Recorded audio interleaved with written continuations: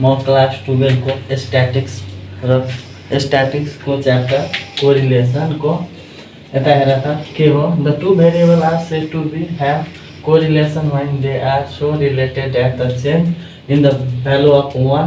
Variable is accompanied by the change in the value of other भनेको दुईटै correlation हुँदा नि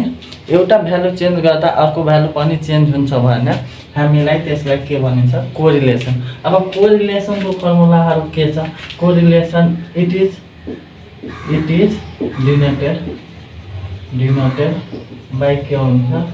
आर एक्स वाई अथवा सिम्पली के भनिन्छ सिम्पली आर भनिन्छ भने हाम्रो फर्मुला के हुन्छ आर भनेको कोरिलेसन छ भने कोभ्यारिएन्स एक्स वाई बाई के भयो root under variance X and root under variance Y. अब हामीले भ्यारिएन्स भनेको के हो भ्यारिएन्स भनेको हाम्रो के हुन्छ भ्यारिएन्स भनेको सिग्मा स्क्वायर हुन्छ अनि कोभ्यारिएन्स भनेको के हुन्छ कोभ्यारिएन्स एक्स वाई भनेको के भयो summation x minus x bar अनि y minus y bar by के हुन्छ एन। अब एन सानो लेख अथवा ठुलो लेख मिठो ठुलो अब त्यसै डाटालाई हामी यहाँ हाल्दियो भने के हुन्छ अब यो summation x minus x bar and y minus y bar by यो एन तल गइहाल्छ। यो सिग्मा स्क्वायर भनेको एक्स छ भने भेरिएन्स एक्स छ भने हामी के लेख्ने सिग्मा एक्स स्क्वायर अनि स्क्वायरले रुट क्यान्सल भयो भने यो एन तल गयो भने के हुन्छ सिग्मा एक्स अनि सिग्मा वाई हुन्छ। यसैलाई हामी अर्को भाषामा लेख्दियो भने सानो लेख्ने एक्स सानो लेख्दियो भने के हुन्छ एक्स माइनस एक्स बार भयो एन्ड वाई इजकल टु सानो वाई लेख्दियो भने के हुन्छ वाई माइनस वाई बार। अब एउटा फर्मुला हाम्रो आर इजकल टु यो पनि भयो अनि अर्को यसबाट मोडिफाई गरिदियो भने आर इजकल टु कति हुन्छ समेसन सानो x Y by n time अनि यो हामीलाई summation sigma x and sigma y भयो यो एउटा अझै फर्मुला मोडिफाई भयो र अर्को हामी लेख्दा हामीलाई के लेख्नु पर्ने हो यो आर इजकल टु यो हामीलाई कोभ्यारिएन्सले सबैले एनले डिभाइड गरिदियो भने हाम्रो कस्तो हुन्छ N summation X Y minus summation X अनि वाई भयो अनि यता के भयो root under N time summation X को whole square minus summation X को होल स्क्वायर अनि रुट अन्डर अर्को के हुन्छ N time Y square summation Y को स्क्वायर माइनस समेसन वाई को होल स्क्वायर भनेको हामीले एटलिस्ट यति फर्मुला हामीलाई याद हुनुपर्ने हो। अब हामीले न्युमेरिकल गर्दा कस्तो गरिन्छ यता हेर न्युमेरिकल हामी बेसिक म्याथको एक्सरसाइज कति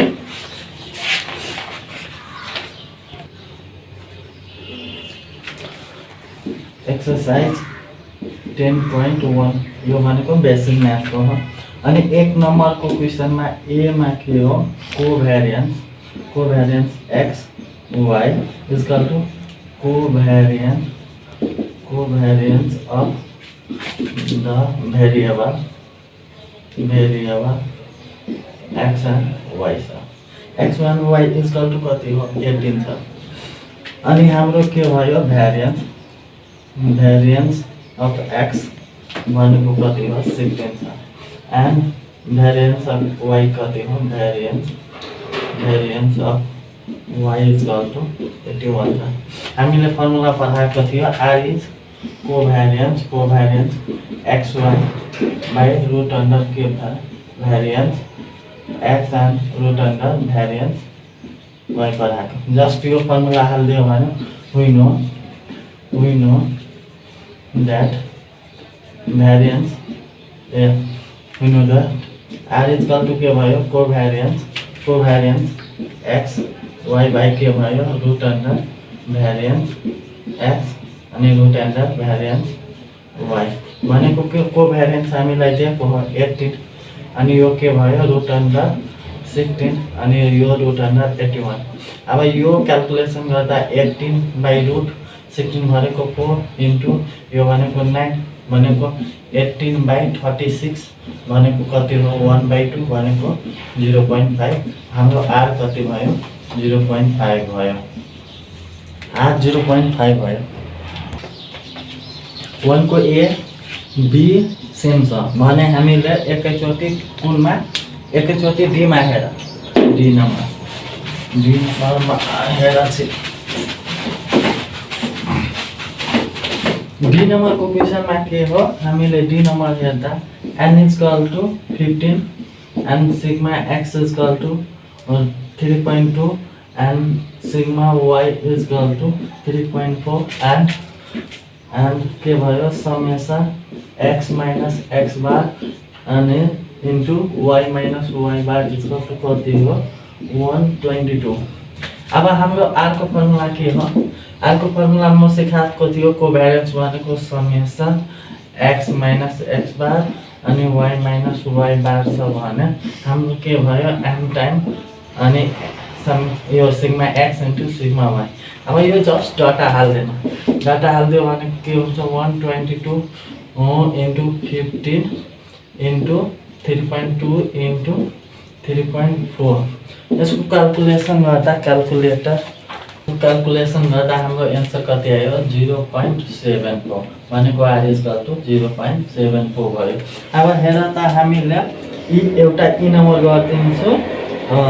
ई नम्बर हेर ई नम्बरको क्वेशन हेर त यो n टाइम n = कति भयो 10 summation x = 16 and summation y = 60 and summation x square = 400 and summation y square = 580 and summation xy भनेको 415। अब जस्ट हामीले फर्मुलामा राख्दियो भने r = के भन्यो n time summation xy minus summation x into summation y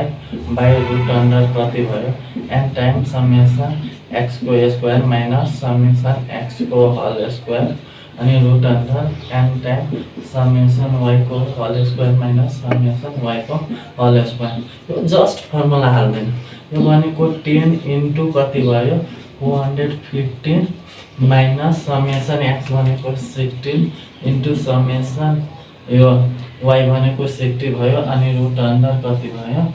10 into x square भनेको कति हो 400 हो 400 माइनस समेसन x को भनेको 60 को होल स्क्वायर अनि अर्को root under 10 into summation y को होल स्क्वायर भनेको 580 माइनस समेसन y को होल स्क्वायर भनेको 60 को स्क्वायर। अब यसले हामी डाइरेक्ट के मा हाल्ने क्याल्कुलेटर मा हाल्दिने क्याल्कुलेटर मा हाल्ने भने के भयो 10 into 415 minus 16 into 16 अनि यो भनेको हाम्रो क्याल्कुलेटरबाट क्याल्कुलेट गर्दा हाम्रो कति हुन्छ 0.586 भनेको r =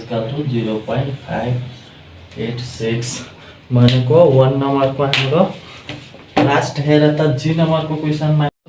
क्वेशन यस्तो पनि आउन सक्छ भने हामीले के गिभन छ के लेख्नु पर्छ। यहाँ हेर त गिभन हामीले के भयो गिभन n = हाम्रो भनेको pair of number of pair of observation भनेको 10 भयो। st भनेको standard deviation of x series भनेको कति हो 2.05 भयो। स्ट्यान्डर्ड डिभिएसन अफ y भनेको कति भयो 2.41। अब यहाँ हेर्दा के भयो sum of the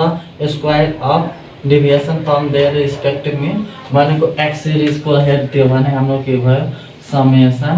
x minus x bar को स्क्वायर =